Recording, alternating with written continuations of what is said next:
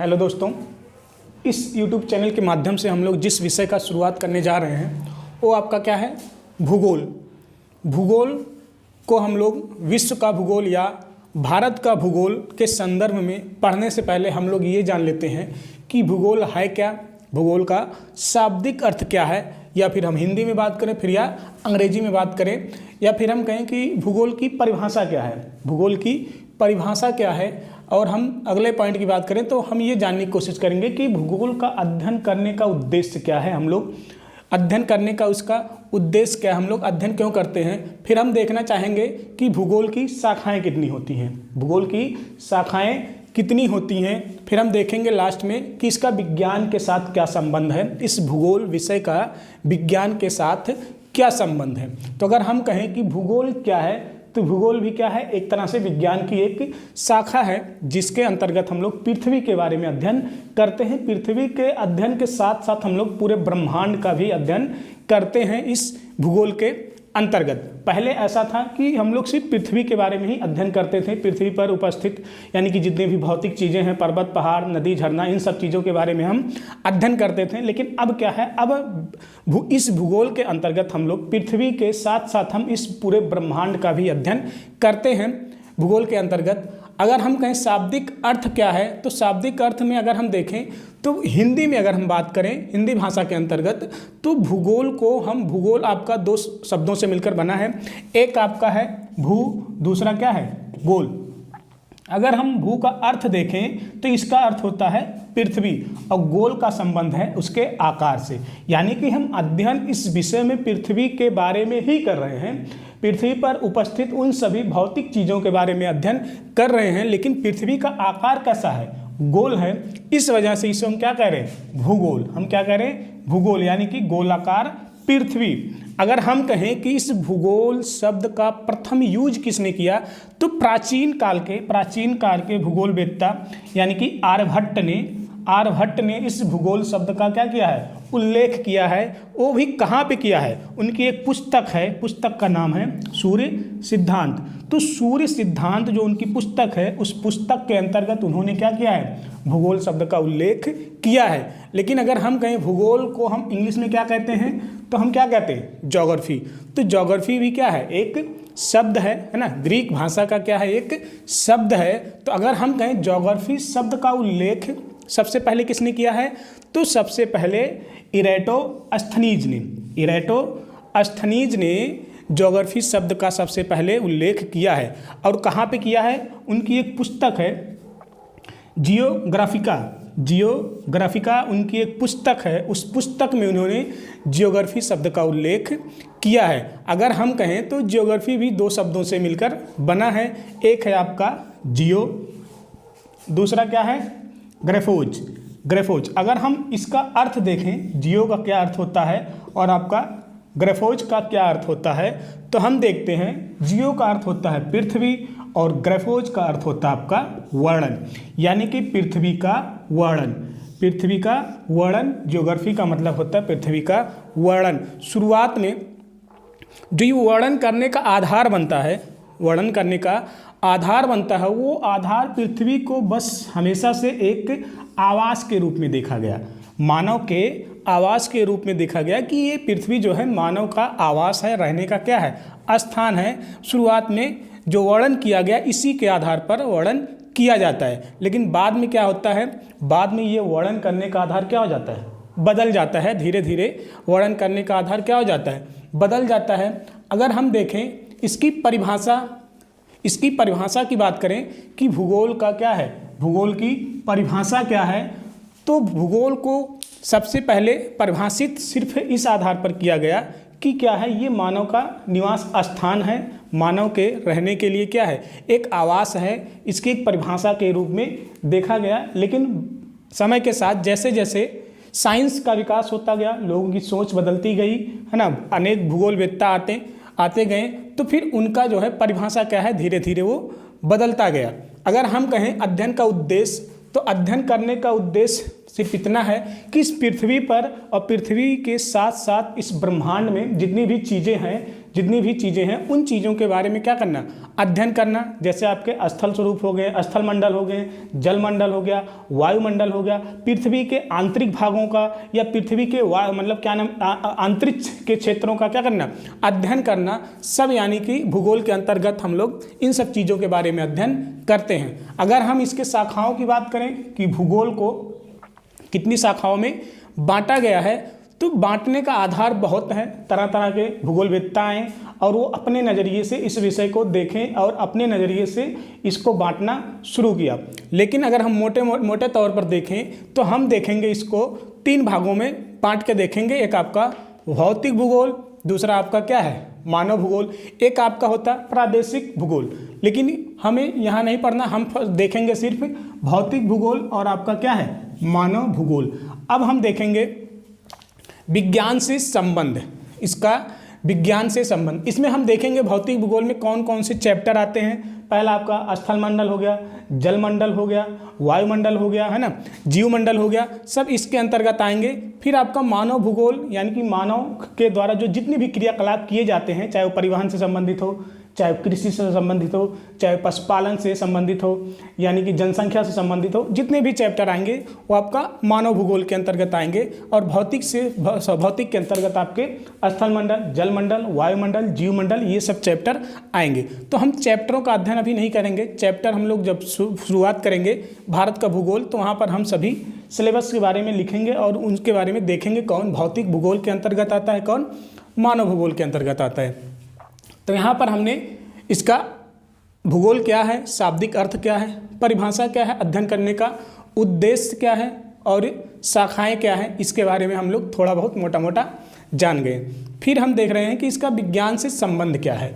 तो हम लोग इस भूगोल विषय का विज्ञान से क्या संबंध है, इसके बारे में हम लोग थोड़ा बहुत जानेंगे। तो विज्ञान से संबंध बस इतना ही है कि जैसे हम लोग क्या करते हैं, विज्ञान का भूगोल में पहले हम लोग क्या करते हैं, जितने प्राचीन काल में जो भूगोलवेत्ता हुए सिर्फ भूगोल के अंतर्गत यानी कि पृथ्वी का ही वर्णन करते थे, है ना, पृथ्वी का वर्णन करते थे। लेकिन बाद में जैसे जैसे थोड़ा बहुत सोच बदलती गई, साइंस का विकास होता गया, तो अब वो वर्णन करने का आधार सिर्फ उसके पर्वत, पहाड़, नदी या झीलों से नहीं रह गया। अब उसका विश्लेषणात्मक अध्ययन करना ये लोग क्या किए, शुरू कर देते हैं। पहले वर्णात्मक अध्ययन, फिर आपका क्या हो जाता है विश्लेषणात्मक अध्ययन, यानी कि एनालिसिस करना ये लोग शुरू करते हैं। इसके साथ साथ अब क्या होता है, अब भूगोल का अध्ययन करने के साथ क्या ये भविष्यवाणी भी अब करना शुरू कर देते हैं। तो यानी कि विज्ञान का संबंध भूगोल से क्या है, भूगोल का संबंध विज्ञान से है, जो जिसका अध्ययन करने से क्या होता है, हम मौसम के बारे में क्या कर सकते हैं, भविष्यवाणी कर सकते हैं। तो यानी कि विज्ञान से संबंध हो गया। हम यहाँ देख चुके यानी कि भूगोल क्या है, शाब्दिक अर्थ क्या है, परिभाषा क्या है, अध्ययन का उद्देश्य क्या है, फिर शाखाएं क्या है, फिर आपका विज्ञान से संबंध। तो अगर भूगोल को बांटना चाहें मोटे तौर पर, तो हम क्या देखेंगे, विश्व का भूगोल और दूसरा क्या होगा आपका भारत का भूगोल।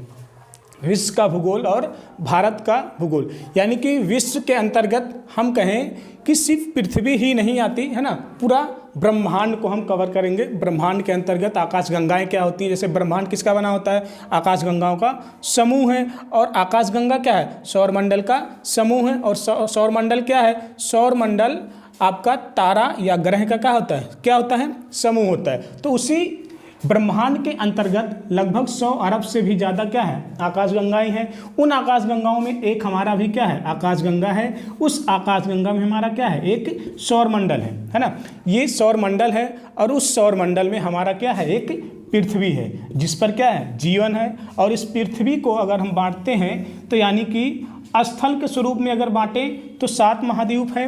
अगर हम सागर में बांटे तो क्या है, जल मंडल के रूप में बांटे तो आपका क्या है 5 महासागर। इस पृथ्वी पर क्या है 5 महासागर हैं, 7 महाद्वीप हैं। उन महाद्वीपों में एक महाद्वीप आपका क्या है एशिया।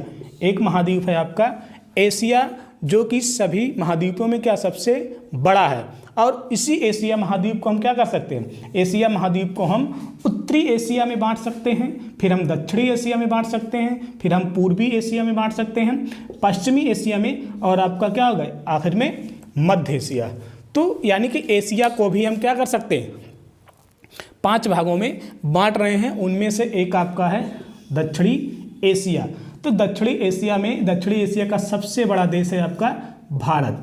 कौन सा आपका? भारत। तो अगर हम कहें कि भारत के बारे में अगर हम चीज़ों के बारे में अध्ययन करेंगे, भारत के स्थल स्वरूपों के बारे में अध्ययन करेंगे, यहाँ के वायुमंडल के बारे में अध्ययन करेंगे, यहाँ के जलमंडल के बारे में अध्ययन करेंगे, यहाँ के आंतरिक भागों के यानी कि पृथ्वी के आंतरिक स्वरूप यानी कि उसके भागों के बारे में अध्ययन करेंगे, तो आपका क्या कहलाएगा? भारत का भूगोल। ये क्या कहलाएगा आपका? भारत का भूगोल। तो हम लोग शुरुआत यहीं से करेंगे, भारत का भूगोल, है ना। लास्ट में जब भारत का भूगोल हम लोग पढ़ लेंगे तब हम लोग शुरू करेंगे, क्या नाम है, विश्व का भूगोल।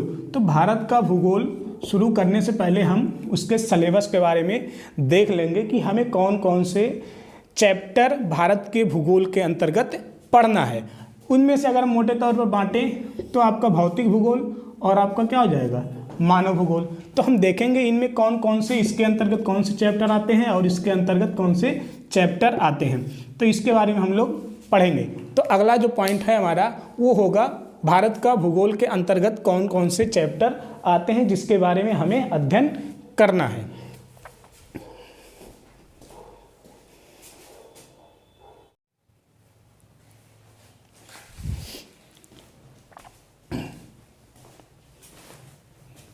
देखिए इसमें क्या होता है, हम लोग पढ़ें कि प्रारंभ में जो भूगोल वेत्ता होते थे, जो भूगोल वेत्ता हुए, वो पृथ्वी का वर्णन भूगोल के अंतर्गत, भूगोल सब्जेक्ट के अंतर्गत जो है पृथ्वी का सिर्फ जो व्याख्या करते थे वो वर्णात्मक होता था। वर्णात्मक कहने का मतलब सिर्फ पृथ्वी पर जितने भी स्थल स्वरूप हैं उनको देखते थे और देखने के बाद जैसे पहाड़ है, नदी है, झरना है, झील है, उसको देखते थे और उसके आधार पर क्या नाम है, पृथ्वी का क्या करते थे, वर्णन करते थे, है ना।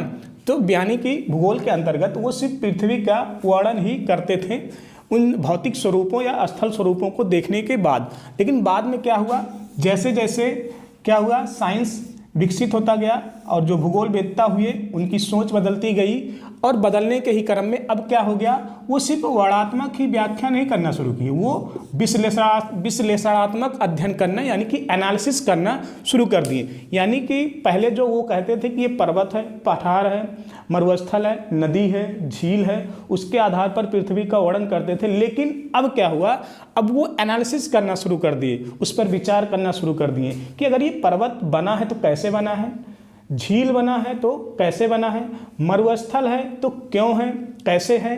तो इन सब चीज़ों पर क्या करना, अध्ययन करना वो शुरू कर देते हैं, यानी कि अब उसका एनालिसिस करना शुरू कर देते हैं। यानी कि पहले देखते थे और उससे देखने के आधार पर वो पृथ्वी का वर्णन कर देते थे। लेकिन बाद अब क्या हुआ, और जैसे जैसे साइंस हमारा और विकसित होता गया, अब वो क्या हुई, अब भूगोल का वो अध्ययन इतना कर लिए, इतना मतलब उनकी सोच इतनी बदल गई कि अब वो क्या हुआ कि वो यानी कि पृथ्वी के जो स्थल स्वरूप हैं, स्थल हैं, वायुमंडल है, जलमंडल है, इनके बारे में इतना ज़्यादा अध्ययन कर चुके हैं कि अब इसके भूगोल के अंतर्गत अध्ययन करने के क्रम में क्या करते हैं, भविष्यवाणी भी करना शुरू कर देते हैं। भविष्यवाणी का मतलब जैसे मौसम विभाग के लोग क्या होते हैं, मौसम विभाग क्या करता है, हमें जानकारी देता है कि हाँ कल का मौसम कैसा होगा, है ना, या उसके एक हफ्ते बाद का मौसम कैसा होगा। तो यानी कि ये कैसे संभव है, ये आपका भूगोल विषय और साइंस, है ना, दोनों को मिलाकर क्या नाम है, जो भविष्यवाणी हो रही है मौसम विभाग के द्वारा, वो इसी आधार पर हो रहा है, विज्ञान और आपका भूगोल, यानी कि दोनों का क्या है, दोनों का योगदान है। अगर हम कहें कि भूगोल का पिता कौन है, अगर हम अगला पॉइंट हमारा कि भूगोल का पिता कौन है, तो इसको लेकर क्या है, मतभेद है। इसको लेकर क्या है, मतभेद है। कोई किसको मानता है कि इरेटोस्थनीज को भूगोल का पिता विश्व के स्तर पर इरेटोस्थनीज को क्या कहा जाता है, भूगोल का पिता। और वहीं दूसरा समूह है जिसे किसे मानता है, हिकेटियस को क्या नाम है, भूगोल का पिता मानता है। लेकिन हिकेटियस की एक पुस्तक है जस पीरियड, उसमें उन्होंने सिर्फ इतना बताया है कि जो स्थल स्वरूप है, जो स्थल भाग हैं, स्थल भाग क्या है, सागरों से घिरा हुआ बताया है और ये भी कहा है कि स्थल जो है वो 2 महाद्वीपों के रूप में है, यानी कि 2 महादेशों का ज्ञान उन्होंने दिया अपने इस पुस्तक में। और ये बताया कि ये जो 2 महाद्वीप हैं ये सागरों से क्या हैं, घिरे हुए हैं, चारों तरफ से सागरों से घिरे हुए हैं, जिसकी वजह से इनको कुछ समूह ऐसे हैं भूगोलवेत्ता के जिनको क्या नाम है, हिकेटियस को क्या कहा गया, भूगोल का पिता। लेकिन इरेटोस्थनीज के द्वारा इनकी एक पुस्तक थी, हम लोग पीछे पढ़ें कि इनकी एक पुस्तक थी जियोग्राफिका। जियोग्राफिका के अंतर्गत इन्होंने क्या किया, जियोग्राफी शब्द का क्या किया है, उल्लेख किया है। जियोग्राफी शब्द का क्या किया है, उल्लेख किया है। और उसमें क्या नाम है, इस पृथ्वी का वर्णन उसने क्या है, एक व्यवस्थित क्रम से किया है। इसी वजह से इन्हें क्या कहा जाता है, व्यवस्थित भूगोल का पिता। अगर एग्जाम में आपका क्या होता है, इन दोनों में से कोई एक आता है तो आप, अगर ऑप्शन में एक रहता है, ये रहता है तो आप इसको मारेंगे, अगर ये रहता है तो आप इसको मारेंगे। लेकिन अगर आपका क्या है, दोनों है, अगर ऑप्शन में दोनों का नाम दिया है तो वो डिपेंड करता है कि आयोग किसको मानता है, यानी कि वो बोर्ड कौन सा है, वो किसको मानता है, इरेटोस्थनीज को या हिकेटियस को, है ना। कहीं कहीं इनका भी नाम आता है, कहीं कहीं इनका भी नाम आता है। तो अगर हम कहें भारतीय भूगोल का पिता किसे कहा जाता है, भारतीय भूगोल का पिता किसे कहा जाता है, तो किसे कहा जाता है, जेम्स रेनेल को। जेम्स रेनेल को भारतीय भूगोल का पिता कहा जाता है और इन्हें समुद्र विज्ञान का पिता भी कहा जाता है, जेम्स रेनेल को। एक हैं आपके भूगोलवेत्ता हैं अलेक्जेंडर वान हम्बोल्ट। अलेक्जेंडर वान हम्बोल्ट, इन्हें आधुनिक भूगोल का जनक कहा जाता है। इन्हें आधुनिक भूगोल का जनक कहा जाता है क्योंकि इन्होंने भूगोल का जो अध्ययन का जो आधार था इनके, वो आपका वैज्ञानिक तो था ही था, साथ में दार्शनिक भी था। यानी कि वैज्ञानिक और दार्शनिक के आधार पर इन्होंने क्या किया, भूगोल का अध्ययन किया, जिसकी वजह से इन्हें आधुनिक भूगोल का जनक कहा जाता है। तो अलेक्जेंडर वान हम्बोल्ट की एक पुस्तक है कॉस्मॉस, इनकी एक पुस्तक है कॉस्मॉस, और इन्होंने क्या किया, समताप रेखा को मानचित्र पर दिखाने वाले पहले व्यक्ति हैं, है ना। ये जो है समताप रेखा को मानचित्र पर दिखाने वाले पहले व्यक्ति हैं, कौन, अलेक्जेंडर वान हम्बोल्ट।